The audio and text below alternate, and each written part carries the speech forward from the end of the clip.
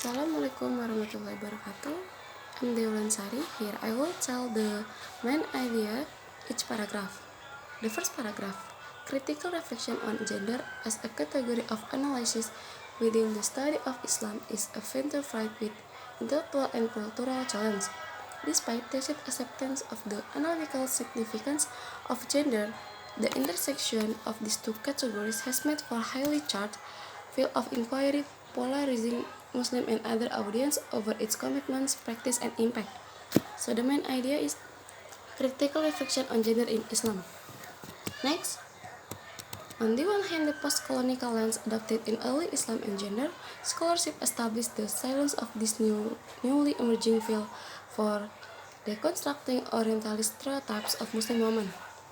So the main idea is stereotypes of Muslim women. Next, within Muslim academic institution and network concerned with preserving what is convinced of a tradition, commitment to deploying gender analysis for explicit feminist purposes is frequently met with suspicion.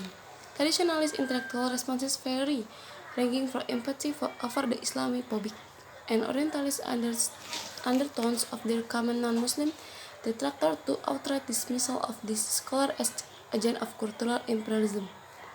So the main idea is intellectual and existential concept is nearly every sphere of Islam. The last paragraph, the following is by no means indeed as comprehensive or even representative account of the steadily growing scholarship on Islam and gender within multiple disciplines and from a variety of perspectives. Rather, provided here are some observations about feminist gender theory and the contours of engagement within Islam and gender scholarship. The main idea is a critique of genealogy and gender theory in Islam. Okay, that's all for me. Thank you. Wassalamualaikum warahmatullahi wabarakatuh. My name is Vanessa Laras. Here I will tell two examples of sentences applying complex sentence. First, while this is also true for the study of Islam and gender, other factors are also at play.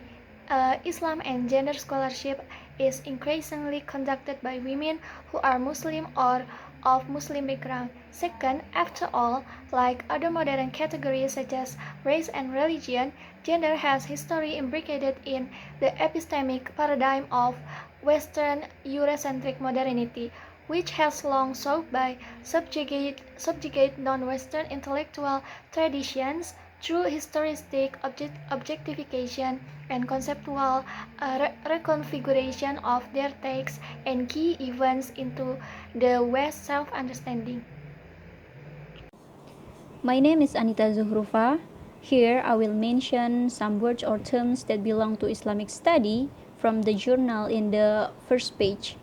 Some of them such as Muslim, Islamophobia, Islamophobic, non-Muslim dictators, and then the global racialization of Muslim identity.